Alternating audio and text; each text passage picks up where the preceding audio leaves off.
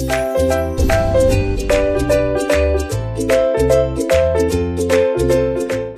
Everyone, welcome back to learning hour. My name is Anil. बच्चे, previous video में हम लोगों ने रिसीट एंड पेमेंट के बारे में डिटेल में डिस्कशन किया था और आज की इस वीडियो में हम लोग इनकम एक्सपेंडिचर के बारे में जानेंगे कि इनकम एक्सपेंडिचर अकाउंट क्या होता है, क्यों बनाया जाता है और इसका फॉर्मेट कैसा होता है। तो चलो स्टार्ट करते हैं बेटा, देखते हैं। देखो बेटा, इनकम एंड एक्सपेंडिचर अकाउंट, ठीक है बेटा, इनकम एंड एक्सपेंडिचर अकाउंट। सबसे पहले बात करते हैं बेटा इनकम। देखो, जब हम बात करें इनकम एक्सपेंडिचर अकाउंट की तो उसमें लिखा हुआ है इनकम। बेटा, इनकम कहलाने के लिए, किसी भी चीज़ को इनकम कहने के लिए, यानी जब हम क्वेश्चन करेंगे तो क्वेश्चन में रिसीट एंड पेमेंट अकाउंट में कि रिसीट साइड में जो भी चीज़ें आएंगी उसमें, ठीक है, जो भी रिसीव होगी हमें बेटा, उसको इनकम कहने के लिए, जो भी हमें रिसीट होगी उस रिसीट को इनकम कहने के लिए ध्यान रखना क्या चीज़ होनी चाहिए, वो इनकम। पहली बात तो बेटा वो करंट अकाउंटिंग पीरियड से बिलोंग करनी चाहिए, करंट अकाउंटिंग पीरियड से रिलेटेड होनी चाहिए, ठीक है। वो हमारे इसी जिस अकाउंटिंग पीरियड का इनकम एंड एक्सपेंडिचर अकाउंट बनाया जा रहा है उसी इन पीरियड से वो बिलोंग करनी चाहिए, उसी अकाउंटिंग पीरियड से रिलेटेड होनी चाहिए, ठीक है। दूसरी बात बेटा क्या होता है कि वो रिकरिंग नेचर की होनी चाहिए। रिकरिंग का मतलब होता है रेगुलर, रिकरिंग नेचर की होनी चाहिए बेटा, यानी जो रेगुलर इनकम हमारी जो हमें रेगुलर बेसिस पे मिले, ठीक है, ऐसी रिसीट हो जो रेगुलर रिसीव हो। और बेटा वो किसी स्पेसिफिक पर्पस के लिए नहीं होनी चाहिए, specific purpose, not for any specific purpose. ध्यान रखना, मैं कह रहा हूँ not for any specific purpose. अगर हमें कोई रिसीट हुई है, हमें पैसा रिसीव हुआ है जो कि रिसीट एंड पेमेंट की रिसीट में रिकॉर्ड हुआ है, उसको इनकम बोलने के लिए बेटा तीन बातें ध्यान रखनी है। वो करंट ईयर के से बिलोंग करनी चाहिए, करंट अकाउंटिंग पीरियड से बिलोंग करनी चाहिए। जिस साल का इनकम एंड एक्सपेंडिचर अकाउंट बनाया जा रहा है उस अकाउंटिंग पीरियड से बिलोंग करनी चाहिए। दूसरी बात, वो किसी स्पेसिफिक पर्पस के लिए नहीं होनी चाहिए। तीसरा, वो रिकरिंग नेचर की होनी चाहिए, रेगुलर इनकम होनी चाहिए, बार बार रिसीव होनी चाहिए। तो हम उसको क्या बोलेंगे, इनकम, ठीक है। इसी तरह बेटा यहाँ पर दिखाया गया एक्सपेंडिचर। ये एक्सपेंडिचर क्या होता है बेटा, तो सबसे पहले तो आप ये बात जान लो, इन एक्सपेंडिचर जो है, एक्सपेंडिचर शब्द जो है वो एक्सपेंस से बड़ा शब्द है। ध्यान रखना, एक्सपेंस जो है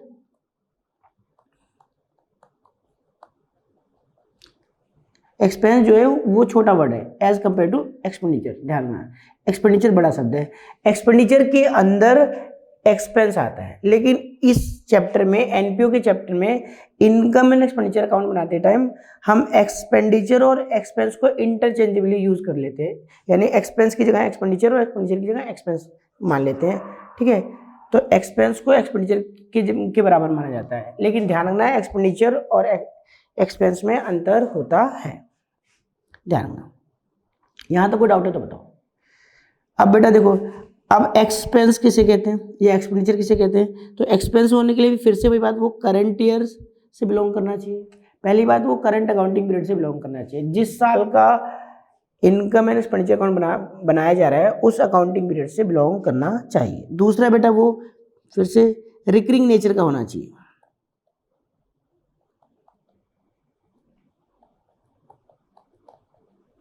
रिकरिंग नेचर का होना चाहिए, रेगुलर पे होना चाहिए, यानी ऐसा खर्चा बार बार ये एक्सपेंस होगा, रेगुलर होगा। और तीसरी बात बेटा, वो कैपिटल एक्सपेंडिचर नहीं होना चाहिए, कैपिटल एक्सपेंडिचर नहीं होना चाहिए।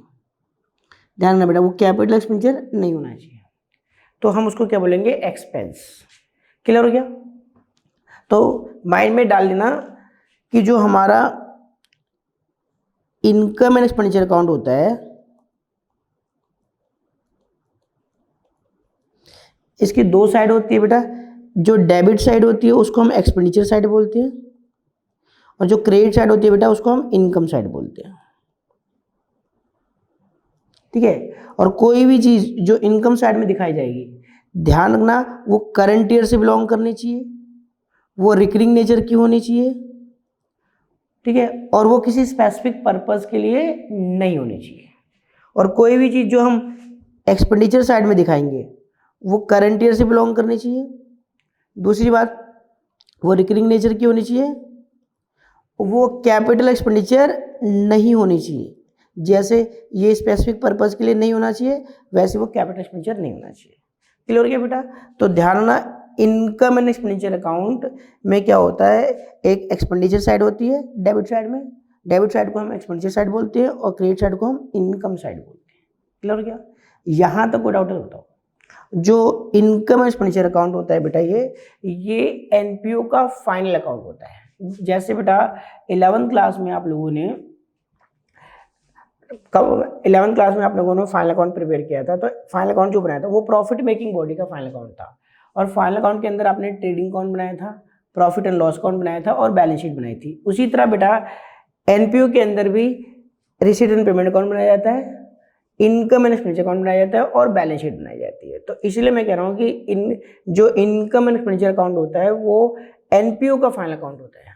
ठीक है जी, माइंड में डाल लेना, income and expenditure account is the final account of non profit organisation. Clear हो गया?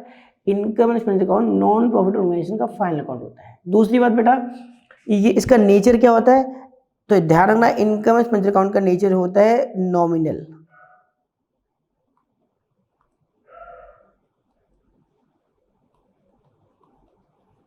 ये नॉमिनल इन नेचर होता है।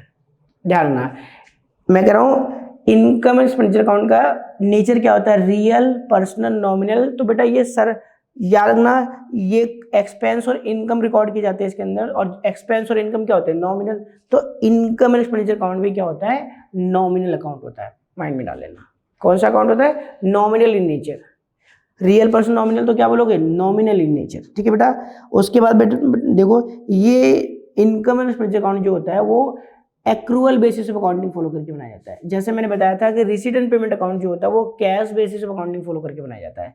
इसी तरह इनकम एंड एक्सपेंडिचर अकाउंट जो होता है वो accrual basis of accounting follow करके बनाया जाता है। ध्यान रखना। अब बेटा एक्रूअल बेसिस ऑफ अकाउंटिंग क्या होता है, हमने पढ़ा हुआ है 11th क्लास में, कि अगर ये अकाउंटिंग पीरियड है, हमारा अकाउंटिंग पीरियड 1 जनवरी को स्टार्ट होता है मान लो, और दिसंबर 31 को ख़त्म होता है, तो बेटा मैंने क्या बताया था, कोई भी एक्सपेंस अगर इस अकाउंटिंग पीरियड में हमने बेनिफिट ले लिया है, अगर हमने किसी से कोई सर्विस ले ली है, किसी का बेनिफिट ले लिया है, तो हम कहेंगे कि हमने एक्सपेंस इनकर कर दिया है। ठीक है, हमने खर्चा कर दिया है। अब ये बात इंपॉर्टेंट नहीं है कि पेमेंट हुई या नहीं हुई। ठीक है, मैं कह रहा हूँ पेमेंट की गई है नहीं की गई, ये बात इमैटेरियल है। हम देखते हैं कि हमने क्या इस अकाउंटिंग पीरियड के अंदर सर्विस ले ली है, बेनिफिट उठा लिया है, तो हम कहेंगे कि एक्सपेंस इनकर हो गया है। अगर वो पे हुआ तो भी वो एक्सपेंस कहलाएगा, और पे नहीं हुआ तो भी वो एक्सपेंस कहलाएगा। ठीक है, वो इसी पीरियड से बिलोंग करता है, तो हम उसको बोलेंगे जितना पे हो गया वो भी दिखाएंगे एक्सपेंस के नाम से, और प्लस उसमें कर देंगे आउटस्टैंडिंग एक्सपेंस जितना पे नहीं हुआ। ठीक है, तो ध्यान रखना, हम accrual basis of accounting follow करते हैं, यानी एक्सपेंस इस अकाउंटिंग पीरियड का से बिलोंग करता है, एक्सपेंस हो चुका था तो उसको रिकॉर्ड करेंगे वेदर पेड और नॉट। ध्यान रखना, पे हुआ या नहीं हुआ ये बात इंपॉर्टेंट नहीं है। इसी तरह कोई इनकम है, अगर आपने सर्विस दे दी, आपने अपनी ड्यूटी परफॉर्म कर दी, और बदले में आपको पैसा आना है, पैसा मिल गया तो भी इनकम है, और पैसा नहीं मिला, क्या आपने सर्विस दे दी, क्या सामने वाले ने आपका बेनिफिट ले लिया, बेनिफिट ले लिया, बदले में पैसा आना बाकी है, इसी पीरियड से में आपने सर्विस दी थी, तो अगर वो इनकम इस पीरियड से बिलोंग करती है, वेदर रिसीव और नॉट, ये बात इमैटेरियल है। ध्यान रखना, पैसा मिला नहीं मिला, ठीक है, एक्रूअल बेसिस ऑफ अकाउंटिंग में क्या हम देखते हैं कि हमने अपनी ड्यूटी परफॉर्म कर दी, हमने सर्विस दे दी, तो उसको इनकम इसी पीरियड की मानेंगे। ध्यान रखना, तो जब हमें ये इनकम रिसीव होगी तो जितनी मिल गई वो इनकम साइड में दिखाओगे, जितनी नहीं मिली वो एक्रूड इनकम के नाम से दिखाओगे, लेकिन वो इसी पीरियड से बिलोंग करती है। ध्यान रखना, तो एक्रूअल बेसिस ऑफ अकाउंटिंग में वो इनकम जो मिल गई वो भी दिखाएंगे, और जो आउटस्टैंडिंग है एक्रूड है वो भी दिखाएंगे। इसी तरह कोई खर्चा अगर पे कर दिया तो वो भी आएगा, और जो आउटस्टैंडिंग है वो भी आएगा। क्लियर हो गया यहाँ तक? देखो बेटा, दूसरी बात हमने क्या सीखी कि इनकम एक्सपेंडिचर अकाउंट का जो नेचर होता है वो नॉमिनल नेचर होता है, और वो कैश, वो accrual basis of accounting follow करके बनाया जाता है। कौन सी बेसिस? Accrual basis. क्लियर क्या? और तीसरी बात बेटा क्या होती है, देखो इनकम एंड एक्सपेंडिचर अकाउंट क्या होता है? इनकम एक्सपेंडिचर अकाउंट समरी होता है। किस चीज़ की समरी होता है बेटा? जितना भी साल के एक अकाउंटिंग पीरियड में आपने जितने भी एक्सपेंसेस किए, टोटल एक्सपेंसेस और टोटल इनकम, ठीक है, या लॉसेस, ठीक है। इनकम एंड एक्सपेंडिचर अकाउंट एक अकाउंटिंग पीरियड में जितने भी हम टोटल एक्सपेंसेस करते हैं या फिर टोटल इनकम जितनी भी हम रिसीव करते हैं उसकी समरी होता है, ध्यान रखना। तो income and expenditure account summary होता है। किस चीज़ की समरी होता है? एक्सपेंसेस और इनकम की, ठीक है। तो हम बोल सकते हैं it is a summary of revenue incomes and revenue expenses या लॉसेस फॉर द ईयर, ठीक है। तो हमने एक अकाउंटिंग पीरियड में जो भी रेवेन्यू इनकम अर्न करी है या रेवेन्यू एक्सपेंसेस किए हैं उसकी समरी होता है। क्या? इनकम अकाउंट की समरी होता है। क्लियर हो गया बेटा यहाँ तक? और जितनी भी इनकम होती है बेटा, जितनी भी इनकम होती है वो इनकम की राइट साइड में, यानी इनकम साइड में, या इसको हम बोलते हैं क्रेडिट साइड में रिकॉर्ड की जाती है। और जितने भी खर्चे होते हैं वो इनकम स्ट्रक्चर की लेफ्ट साइड में या डेबिट साइड में बोल दो या एक्सपेंस साइड में रिकॉर्ड की जाती है, ठीक है। देखो क्या लिखा है बेटा? In this account incomes are shown on right hand side. आप राइट हैंड साइड बोल दो या क्रेडिट साइड बोल दो या इनकम साइड बोल दो। And all expenses are shown on the left hand side. Left hand side बोल दो या डेबिट साइड बोल दो या एक्सपेंस साइड बोल दो। बात देखिए, ठीक है। और बेटे ये जो इनकम एक्सपेंस अकाउंट होता है इसको बनाने के पीछे ऑब्जेक्टिव क्या होता है, क्यों बनाया जाता है? तो बेटा ये बनाया जाता है सरप्लस या फिर डेफिसिट फाइंड आउट करने के लिए। अब बेटा देखो, जब भी किसी एनपीओ की जो एक्सपेंडिचर होंगे वो इनकम से ज़्यादा होंगे, यानी किसी भी एनपीओ के अंदर उसके एक्सपेंडिचर ज़्यादा होंगे किससे? इनकम से, तो उसे हम बोलते हैं डेफिसिट, ठीक है। और अगर किसी एनपीओ में इनकम ज़्यादा हो और एक्सपेंसेस कम हो तो बेटा उसे हम बोलते हैं सरप्लस। क्या बोलते हैं? सरप्लस। कोई डाउट है? तो इनकम एंड एक्सपेंस अकाउंट क्यों बनाया, किस लिए बनाया जाता है? टू फाइंड आउट सरप्लस और डेफिसिट। ये लिखा है, देखो बेटा, the main objective of this account is to ascertain excess of income और expenditure. Excess of income over expenditure, income का खर्चों पे ज़्यादा होना, ठीक है। अगर इनकम ज़्यादा है खर्चे कम है तो हम क्या बोलेंगे? सरप्लस। और अगर एक्सपेंसेस ज़्यादा है इनकम कम है तो डेफिसिट। तो इनकम एंड एक्सपेंडिचर अकाउंट बनाने का मेन ऑब्जेक्टिव क्या है? सरप्लस या डेफिसिट का पता लगाना। यहाँ तक कोई डाउट है तो बताओ बेटा। ये कुछ बेसिक बातें थी जो आप लोगों को पता होनी चाहिए।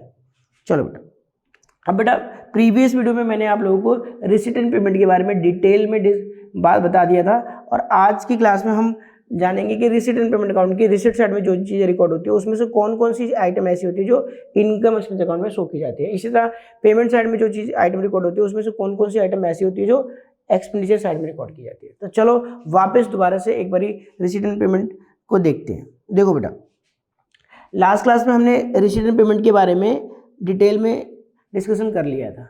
देखो जी, डेबिट साइड को हम रिसीट साइड बोलते हैं और क्रेडिट साइड को हम पेमेंट साइड बोलते हैं। यहाँ तक तो कोई डाउट है ही नहीं। आगे देखो बेटा, सबसे पहले देखो इसमें क्या लिखा है, पहले बात सुन लो। देखो क्या है, रिसीट एंड पेमेंट की रिसीट साइड में देखो एक तो कैपिटल रिसीट होती है और एक रेवेन्यू रिसीट होती है, ठीक है बेटा।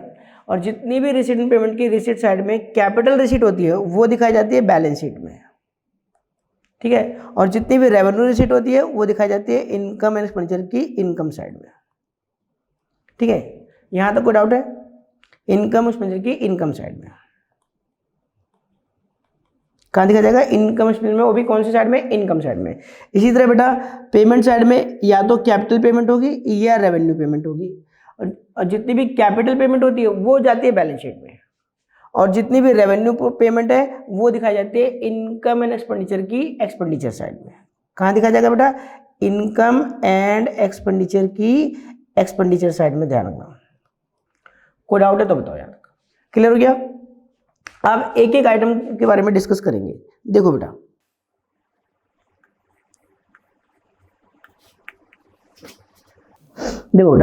रिसीट एंड पेमेंट की रिसीट साइड में सबसे पहले क्या आता है? कैश एंड बैंक का ओपनिंग बैलेंस।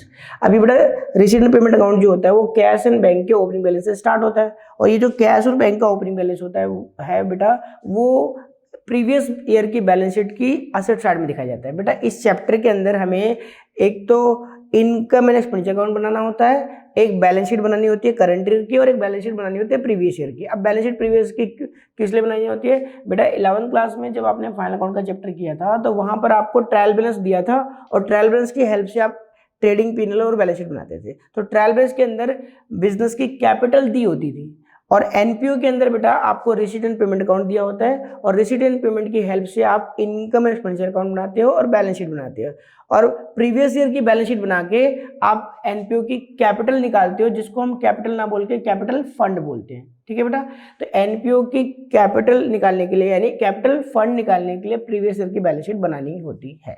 और जो कैश और बैंक का ओपनिंग बैलेंस होता है वो प्रीवियस ईयर की बैलेंस शीट में असेट साइड में दिखाया जाता है, क्योंकि कैश और बैंक दोनों हमारी क्या होती है? असेट्स होती है। कोई डाउट है तो बताओ यार। उसके बाद देखो बेटा एंट्रेंस फीस। बेटा मैंने बोला था किसी भी एनपीओ में मेंबर बनने के लिए, मेंबरशिप ज्वाइन करने के लिए, मेंबरशिप एक्वायर करने के लिए जो फीस पे की जाती है उसे हम बोलते हैं एंट्रेंस फीस या फिर एडमिशन फीस। ठीक है बेटा, अब एनपीओ में आप एनपीओ के पास गए, आपने फीस पे कर दी और आप एनपीओ के मेंबर बन गए। अब जरा एनपीओ के पॉइंट ऑफ व्यू से सोचो, तो एनपीओ को एंट्रेंस फीस रिसीव हुई। जब एनपीओ को एंट्रेंस फीस रिसीव होगी तो वो अपनी रिसीट एंड पेमेंट की रिसीट साइड में दिखाएगा। ठीक है, और ये बेटा जब एनपीओ को एंट्रेंस फीस रिसीव होती है तो वो जब तक क्वेश्चन में ना बताए रेवेन्यू नेचर की रिसीट माना जाएगा, और वो रिसीट एंड पेमेंट की रिसीट साइड में दिखाया जाएगा, और फिर बाद में उसको इनकम एंड एक्सपेंडिचर की इनकम साइड में शो करेंगे रेवेन्यू नेचर की रिसीट मानते हुए। और अगर क्वेश्चन में बता दे कि इसको कैपिटल रिसीट मानना है तो हम उसको कैपिटल रिसीट मान के बैलेंस शीट में दिखाएंगे। क्लियर हो गया? नेक्स्ट देखो बेटा सब्सक्रिप्शन। अच्छा, सब्सक्रिप्शन के बारे में मैंने बताया था कि जब आप एनपीओ के मेंबर बन गए, मेंबर बनने के बाद आप चाहते हो कि आपकी मेंबरशिप एक्टिव रहे, चालू रहे। एनपीओ के मेंबर बने रहने के लिए आप रेगुलर बेसिस पे मंथली, क्वार्टरली, हाफ ईयरली या ईयरली पेमेंट फीस पे करते हो, जिसे बोलते हैं सब्सक्रिप्शन। और बेटा जो सब्सक्रिप्शन होता है जब मेंबर पे करते हैं तो एनपीओ को रिसीव होगा, और जब एनपीओ को सब्सक्रिप्शन रिसीव होगा तो वो रिसीट एंड पेमेंट की रिसीट साइड में दिखाएगी। ठीक है, तो रिसीट एंड पेमेंट की रिसीट साइड में, और ये बेटा रेगुलर रिसीव होता है। ठीक है, तो मैं कह रहा हूँ जो सब्सक्रिप्शन होता है वो रेवेन्यू नेचर की रिसीट माना जाता है। जब मिलता है तो रिसीट एंड पेमेंट की रिसीट साइड में दिखाया जाता है, और बाद में इनकम एक्सपेंडिचर की इनकम साइड में दिखाया जाएगा, क्योंकि ये रेवेन्यू नेचर की रिसीट होती है। ठीक है, इसी तरह बेटा लाइफ मेंबरशिप फीस होता क्या है, कुछ मेंबर्स एनपीओ मेंबर्स को ऑप्शन देते हैं कि वो चाहे तो एक बारी लमसम पेमेंट करके, इकट्ठा पेमेंट करके वो एनपीओ के लाइफ टाइम मेंबर बन सकते हैं, यानी सारी फीस एक साथ पे कर दो और हमेशा के लिए मेंबर बन जाओ। तो मैं ऐसा क्या, कुछ मेंबर्स ऐसे होते हैं जो इस ऑप्शन को ऑप्ट करते हैं और वो लमसम पेमेंट करके एनपीओ के लाइफ टाइम के लिए मेंबर बन जाते हैं। तो बेटा जो लाइफ मेंबरशिप फीस होती है कुछ मेंबर से मिलती है, और ये रेगुलर नेचर की रिसीट नहीं होती बेटा, ये कभी कभार मिलती है, इसे हम कैपिटल रिसीट बोलते हैं। और जब मिलती है तो रिसीट एंड पेमेंट की रिसीट साइड में दिखाते हैं, और फिर बाद में इसको बैलेंस शीट में लायबिलिटी साइड में दिखाया जाएगा, क्योंकि ये नॉन रिकरिंग नेचर की है बेटा। यहाँ तक कोई डाउट हो तो बताओ। इसके अलावा बेटा देखो जर्नल डोनेशन, कोई पर्सन आया एनपीओ को डोनेट करके चला गया। अब बेटा जब उसने एनपीओ को डोनेट किया तो उसने कोई कंडीशन अटैच नहीं की, उसने पैसा दिया और चला गया। अब एनपीओ फ्री है इस पैसे को यूज़ करने के लिए, एनपीओ अपने एनपीओ को किसी भी ऑब्जेक्ट के लिए, किसी भी पर्पज़ के लिए इस पैसे को यूज़ कर सकती है फ्रीली। तो इसलिए एनपीओ को जब पैसा मिलता है तो एनपीओ इस पैसे को रिसीट एंड पेमेंट की रिसीट साइड में दिखाती है, और क्योंकि ये इस पर कोई कंडीशन अटैच नहीं है, ये फ्री है यूज़ करने के लिए, तो इसलिए हम इसको रेवेन्यू नेचर की रिसीट मानते हैं, और जब मिलती है तो रिसीट साइड में दिखाते हैं, और बाद में इनकम एक्सपेंडिचर की इनकम साइड में दिखाएंगे। क्लियर हो गया? इसी तरह बेटा स्पेसिफिक डोनेशन, जैसे कि बिल्डिंग फंड, प्राइज फंड। ठीक है, जब आपको कोई पर्सन आता है और पैसा देकर जाता है, साथ में कंडीशन भी अटैच कर देता है। ध्यान रखना, डोनेट तो किया, डोनेट करने के साथ और जो डोनेशन है उसका पर्पस भी बता दिया कि इस पैसे को इस पर्टिकुलर काम के लिए यूज़ करना है। जैसे कि उसने पैसा दिया और कहा इस पैसे से एनपीओ की बिल्डिंग बनवा देना। ठीक है, तो अब बताओ जो पैसा मिला है बिल्डिंग बनवाने के लिए मिला है, यहाँ पर कंडीशन अटैच है किसी स्पेसिफिक काम के लिए, तो ये कैपिटल रिसीट माना जाएगा। जब मिलेगा तो रिसीट एंड पेमेंट की रिसीट साइड में दिखाया जाएगा, और बाद में इनकम एक्सपेंडिचर की बाद में इसको बैलेंस शीट में लायबिलिटी साइड में दिखाएंगे, क्योंकि ये कैपिटल रिसीट है, किसी स्पेसिफिक काम के लिए मिला है। ठीक है, इसके अलावा बेटा देखो गवर्नमेंट ग्रांट, मैंने बोला था कि सेंट्रल गवर्नमेंट की तरफ से या स्टेट गवर्नमेंट की तरफ से एनपीओ को कोई हेल्प मिल जाए, कोई असिस्टेंस मिल जाए, मॉनेटरी सपोर्ट मिल जाए, या कुछ चीज़ें काइंड में कुछ मिल जाए तो उसे हम बोलते हैं ग्रांट।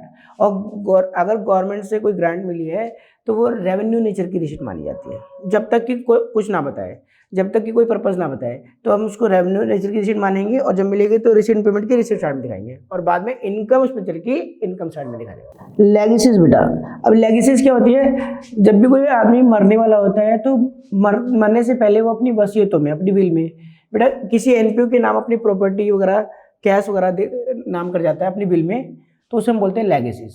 ठीक है बेटा। अब बेटा लेगेसीज जो होती है, आप मुझे एक बात बताओ, क्या एनपीओ को रेगुलर रोजाना लेगेसीज मिलती है?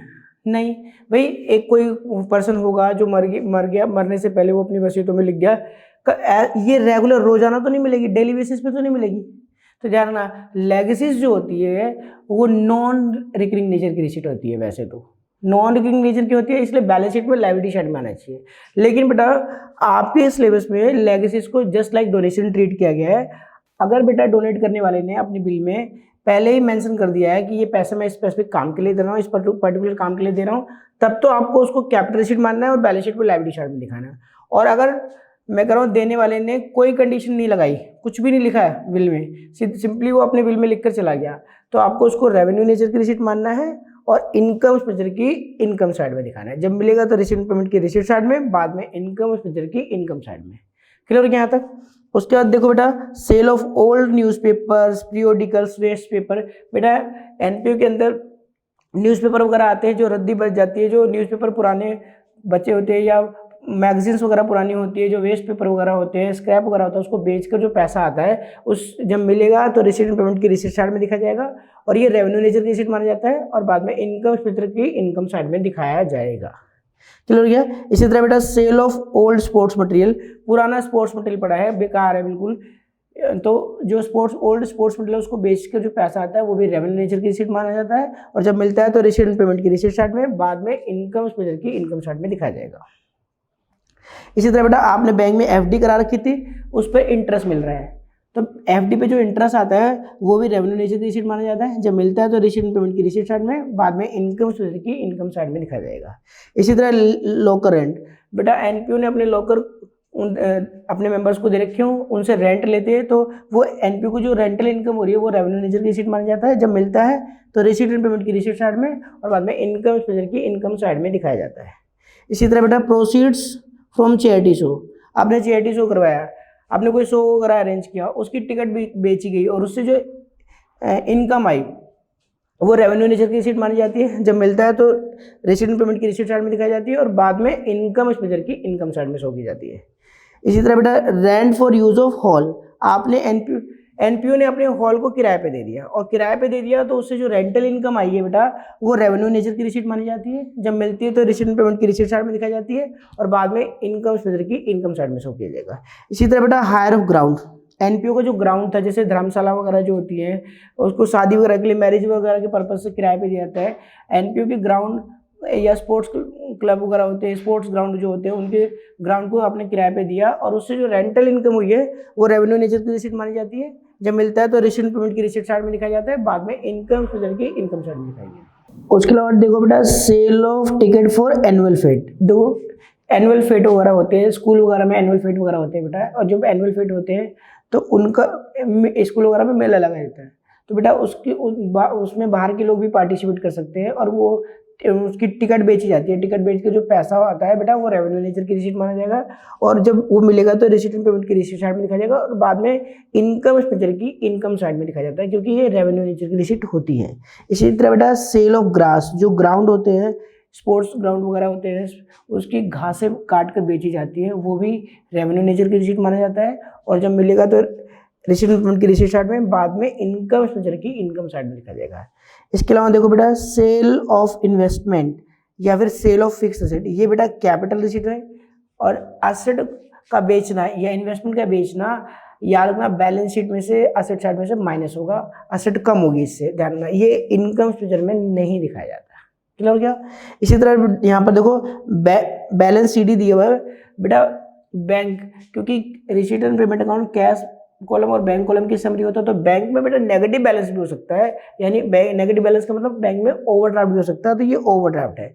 तो बेटा करंट ईयर में जो बैलेंस शीट बनाई जाएगी, अगर बैंक ओवरड्राफ्ट है तो वो बैलेंस शीट में लायबिलिटी साइड में दिखाया जाएगा। क्लियर क्या? तो ठीक है। इसी तरह बेटा अगर हम बात करें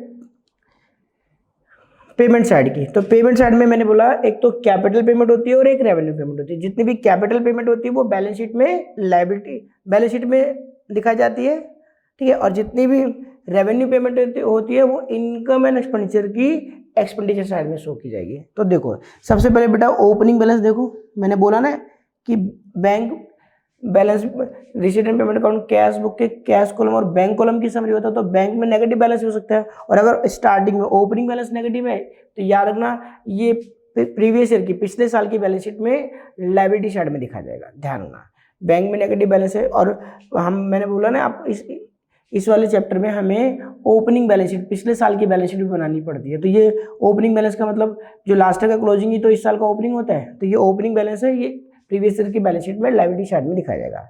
अब बेटा बात रही इसमें पेमेंट साइड में जो एक्सपेंडिचर होते हैं, जो एक्सपेंसेस होते हैं, वो आपने जो 11th क्लास में एक्सपेंसेस पढ़े हैं बिल्कुल उसी से मिलते जुलते होते हैं, बिल्कुल सेम होते हैं, इसलिए एक्सपेंडिचर साइड पढ़ने में ज़्यादा प्रॉब्लम नहीं आएगी। ठीक है। देखो बेटा जैसे कि वेजेस एंड सैलरी आप, ठीक है, एनपीयू के अंदर एम्प्लॉय वगैरह काम करते हैं, उनको वेजेस वगैरह, उनको सैलरी वगैरह दी जाती है। जब सैलरी पे करेंगे, वेजेस पे करेंगे, तो वो रेवेन्यू नेचर की पेमेंट होती है। और जब पे करेंगे तो रिसीट पेमेंट की पेमेंट साइड में दिखाया जाएगा, और बाद में क्योंकि रेवेन्यू नेचर की है इसलिए इनकम एक्सपेंडिचर की एक्सपेंडिचर साइड में दिखाया जाएगा।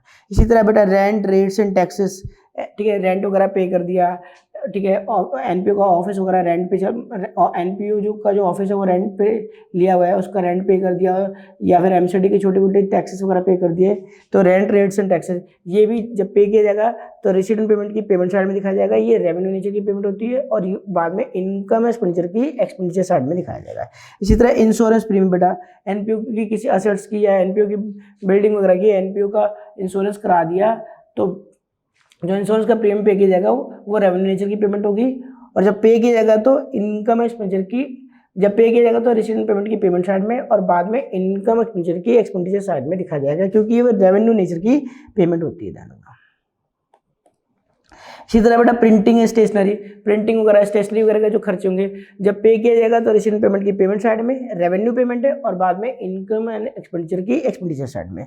इसी तरह बेटा पोस्टेज एंड टेलीग्राम वगैरह, ठीक है, ये भी रेवेन्यू नेचर की पेमेंट है, जब पे किया जाएगा तो रिसीट पेमेंट की पेमेंट साइड में, बाद में इनकम एक्सपेंडिचर की एक्सपेंडिचर साइड में। ये सब तो बेटा 11th क्लास में आप इन सारी टर्म्स से पहले से जानते हो इन लोगों इन टर्म्स को। इसके अलावा बेटा एडवर्टाइजमेंट कराया हमने, पेमेंट करी, तो रिसीट जब पे करेंगे तो रिसीट एंड पेमेंट की पेमेंट साइड में, बाद में रेवेन्यू नेचर की पेमेंट है इसलिए इनकम एक्सपेंडिचर की एक्सपेंडिचर साइड में दिखाया जाएगा। इसी तरह बेटा सन्ड्री एक्सपेंस, छोटे छोटे खर्चों को मिलाकर हमने बोलते हैं सन्ड्री एक्सपेंसेस। जो हमने एक्सपेंसेस पे किए तो हमने बोला रेवेन्यू पेमेंट है, पे करेंगे तो रिसीट एंड पेमेंट की पेमेंट साइड में, बाद में इनकम एक्सपेंडिचर की एक्सपेंडिचर साइड में दिखाया जाएगा। टेलीफोन एक्सपेंस, ठीक है, टेलीफोन एक्सपेंस पे किया, जब पे करेंगे तो रिसीट एंड पेमेंट की पेमेंट साइड में, और बेटा ये रेवेन्यू पेमेंट है, रिकरिंग नेचर की, बार बार ही करना पड़ता है, और बाद में इनकम एक्सपेंडिचर की एक्सपेंडिचर साइड में दिखाया जाएगा। इसी तरह बेटा एंटरटेनमेंट एक्सपेंस में मैंने बता दिया, देखिए जो हमारे पास कोई आता है उसको एंटरटेन करने के खर्चे जो होते हैं। इसके अलावा बेटा एंटरटेनमेंट में जैसे कोई स्नेह मैं देखो एंटरटेनमेंट एक्सपेंस क्या होता है बेटा, किसी को कोई आया हमारे पास, उसको चाय पानी पिलाया, ठीक है, वो भी एंटरटेनमेंट एक्सपेंस होता है। और इसके अलावा एंटरटेनमेंट जो आप सिनेमा वगैरह दे सोच रहे हो वो भी एंटरटेनमेंट एक्सपेंस होता है। तो दोनों बेटा एंटरटेनमेंट एक्सपेंस हमारा रेवेन्यू नेचर की पेमेंट होता है, जब पे किया जाता है तो रिसीट पेमेंट की पेमेंट साइड में, और बाद में इनकम एंड एक्सपेंडिचर की एक्सपेंडिचर साइड में दिखाया जाएगा। इसके अलावा बेटा इलेक्ट्रिसिटी एंड वाटर चार्जेस ये भी रेवेन्यू नेचर की पेमेंट है, जब पे करेंगे तो रिसीट पेमेंट की पेमेंट साइड में, और बाद में इनकम एक्सपेंडिचर की एक्सपेंडिचर साइड में दिखाया जाएगा। इसी तरह ऑडिट फी, जो सीए वगैरह होते हैं बेटा, एनपीओ को अपनी ऑडिट करानी होती है, अपने अकाउंट्स वगैरह चेक कराने होते हैं, तो सीए उसके लिए फीस चार्ज करते हैं, बुक्स अकाउंट वगैरह चेक करते हैं, ऑडिट करते हैं, और बदले में पैसा लेते हैं। तो जब एनपीओ अपनी ऑडिट करवाती है, अपने अकाउंट्स वगैरह चेक कराती है, तो बाद में बेटा उसके लिए सीए को पेमेंट करती है, जिसको हम बोलते हैं ऑडिट फी।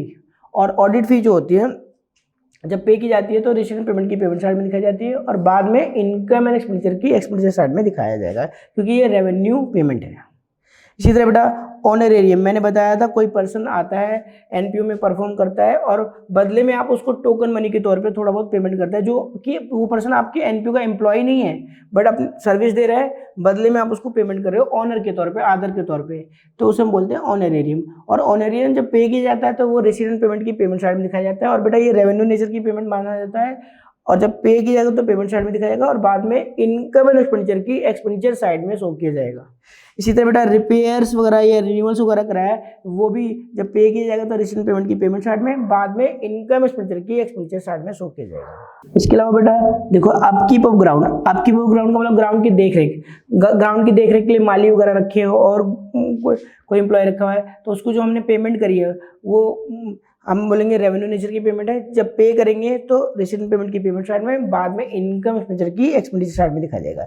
इसके अलावा बेटा कन्वेंस, आप एनपीओ के काम के लिए आप by bus, by metro, by train, by rickshaw में एनपीओ के काम के लिए एक प्लेस से दूसरी प्लेस में गए सेम सिटी में, तो बेटा जो उसका किराया भाड़ा पे किया गया उसे हम बोलते हैं कन्वेंस। और कन्वेंस जब पे किया जाता है तो रेसिडेंट पेमेंट की पेमेंट साइड में दिखाया जाता है, बाद में इनकम एक्सपेंडिचर की एक्सपेंडिचर साइड में, क्योंकि ये रेवेन्यू नेचर की पेमेंट है।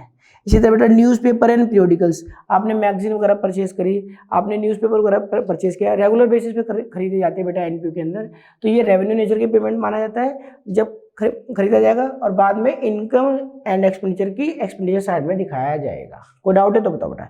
इसके अलावा देखो परचेज ऑफ असेट्स या परचेज ऑफ इन्वेस्टमेंट, असेट का खरीदना, इन्वेस्टमेंट का खरीदना, बेटा ये कैपिटल पेमेंट है, ये कैपिटल एक्सपेंडिचर है और ये बैलेंस शीट में असेट साइड में दिखाया जाएगा, इससे असेट बढ़ेगी बेटा, ये इनकम एंड एक्सपेंडिचर अकाउंट में नहीं दिखाया जाता।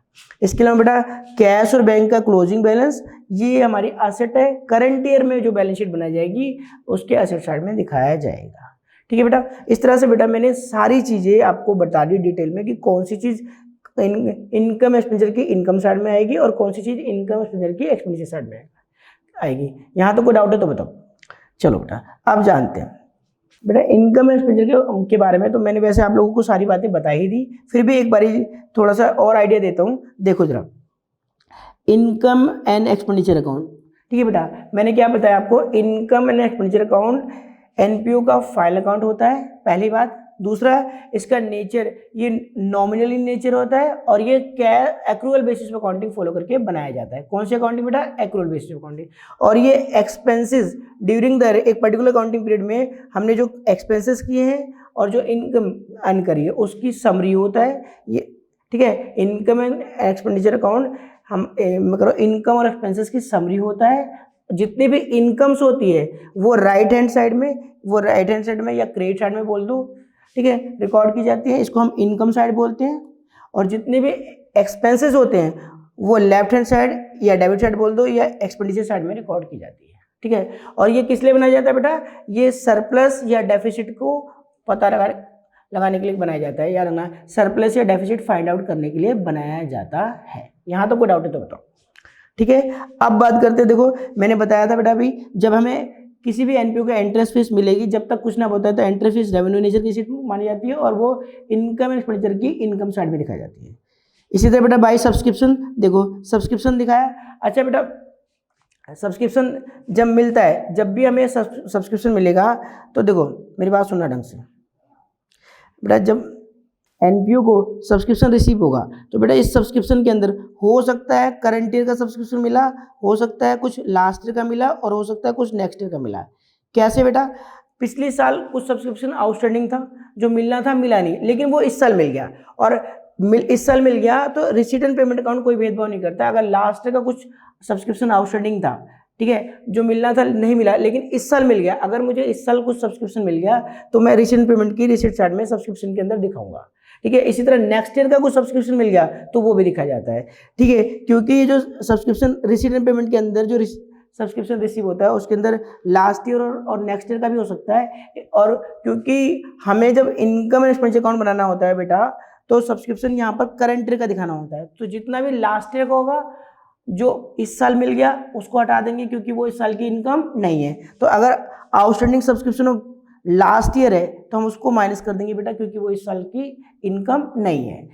इसी तरह बेटा अगर हमें, मैं कह रहा हूँ नेक्स्ट ईयर का सब्सक्रिप्शन अभी मिल गया तो क्या वो इस साल की इनकम है? नहीं, तो उसको भी हटा देंगे। Advance subscription of current year for next year, अगर इस साल सब्सक्रिप्शन मिला है मैं कह रहा हूँ, लेकिन कब के लिए मिला है? अगली साल के लिए, तो अगली साल की इनकम इसी साल मिल गई तो वो भी इस साल की इनकम नहीं है, इसलिए हटा देंगे। और इसके अलावा बेटा अगर करंट ईयर का कुछ सब्सक्रिप्शन बकाया है, ठीक है, करंट ईयर में कुछ सब्सक्रिप्शन मिलना था लेकिन नहीं मिला, क्या वो इस साल की इनकम है? यस भाई, करंट ईयर का आउटस्टैंडिंग है तो वो इस साल की इनकम है या नहीं है? तो उसको लेंगे, ठीक है। इसी तरह बेटा अगर करंट ईयर की कुछ इनकम, मैं कह रहा हूँ इसी साल की कुछ इनकम पिछले साल मिल जाएगी तो क्या वो पिछले साल की इनकम हो जाएगी? नहीं, क्योंकि वो इस इनकम इस साल की है, मिल पहले गई थी लेकिन है तो इस साल की, इसलिए प्लस कर देंगे बेटा, क्योंकि वो इस साल की इनकम है। तो ध्यान रखना, अगर सब कुछ एडजस्टमेंट करनी होती है, करंट जितना भी करंट ईयर का आउटस्टैंडिंग है वो तो प्लस होगा, क्यों? क्योंकि वो इस साल की इनकम है। जितना भी लास्ट ईयर का सब्सक्रिप्शन था जो इस साल मिल गया इसके अंदर है लेकिन वो इस साल की इनकम नहीं है, इसलिए माइनस, ठीक है। इसी तरह बेटा अगले साल का सब्सक्रिप्शन इसी साल मिल गया तो क्या वो इस साल की इनकम हो जाएगी? नहीं, इसलिए माइनस। और इस साल की इनकम पिछले साल मिल गई थी तो क्या वो इस साल की इनकम है? यस, पिछले साल मिली थी लेकिन है तो इस साल की, इसलिए प्लस। कोई डाउट है तो बताओ। इस तरह से बेटा जो भी सब्सक्रिप्शन की एडजस्टमेंट होगी हम एडलेस कर देंगे। क्लियर हो गया? इसके अलावा बेटा मैंने बोला जर्नल डोनेशन जब मिलेगा तो रेवेन्यू नेचर की रिसीट है वो इनकम एक्सपेंडिचर की इनकम साइड में दिखाया जाएगा। इसी तरह गवर्नमेंट ग्रांट रेवेन्यू नेचर की रिसीट माना जाता है और इनकम एक्सपेंडिचर की इनकम साइड में दिखाई जाएगी।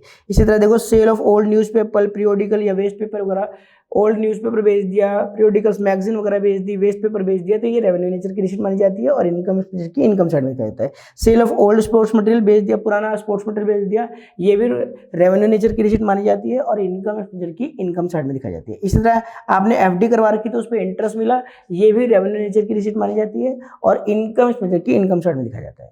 इसके अलावा बेटा आपने लॉकर किराए पे दे रखा था, उसका रेंट मिल रहा है तो रेंटल इनकम है, ये भी रेवेन्यू नेचर की रिसीट मानी जाती है और इनकम की इनकम साइड में दिखाया जाता है। इसी तरह बेटा प्रोसीड्स फ्रॉम चैरिटी शो, कोई चैरिटी शो कराया उससे जो प्राप्ति हुई है वो भी रेवेन्यू नेचर की रिसीट मानी जाती है और वो इनकम एंड एक्सपेंडिचर की इनकम साइड में दिखाया जाता है। इसी तरह rent for use of hall, आपने एनपीओ का हॉल किराए पे दिया, उससे जो इनकम हुई वो भी रेवेन्यू नेचर की रिसीट मानी जाती है और वो इनकम एंड एक्सपेंडिचर की इनकम साइड में दिखाया जाता है। इसी तरह हायर ऑफ ग्राउंड, आपने ग्राउंड किराए पे दे दिया एनपीओ का, उससे जो इनकम आई वो भी रेवेन्यू नेचर की रिसीट मानी जाती है और वो इनकम एक्सपेंडिचर की इनकम साइड में दिखाई जाती है। इसी तरह बेटा sale of ticket for annual fete, आपने एनुअल फेड की टिकट बेची और उससे जो इनकम हुई वो भी रेवेन्यू नेचर की रिसीट मानी जाती है और वो इनकम एक्सपेंडिचर की इनकम साइड में दिखाई जाती है। इसी तरह बेटा सेल ऑफ ग्रास, आपने ग्राउंड की घासें बेची और उसको पैसा बेच के जो पैसा है वो भी रेवेन्यू नेचर की रिसीट मानी जाती है और वो भी इनकम एक्सपेंडिचर की इनकम साइड में दिखाई जाती है। इसी तरह प्रॉफिट, और इसके अलावा देखो profit on sale of asset या इन्वेस्टमेंट, बेटा एसेट का बेचना खरीदना इनकम एक्सपेंडिचर में नहीं आता है, लेकिन एसेट बेची प्रॉफिट हो गया या इन्वेस्टमेंट बेची प्रॉफिट हो गया, उस पर जो प्रॉफिट या लॉस होता है वो आता है। प्रॉफिट हो गया तो इनकम एक्सपेंडिचर की इनकम साइड में दिखाया जाएगा और एसेट बेची लॉस हो गया तो इनकम एक्सपेंडिचर की एक्सपेंडिचर साइड में दिखाया जाएगा। Loss on sale of asset या इन्वेस्टमेंट। कोई डाउट है तो बताओ, ठीक है। और आखिर में बेटा सरप्लस या डेफिसिट आएगा वो बाद में बात करेंगे। अब आ जाओ एक्सपेंडिचर साइड में।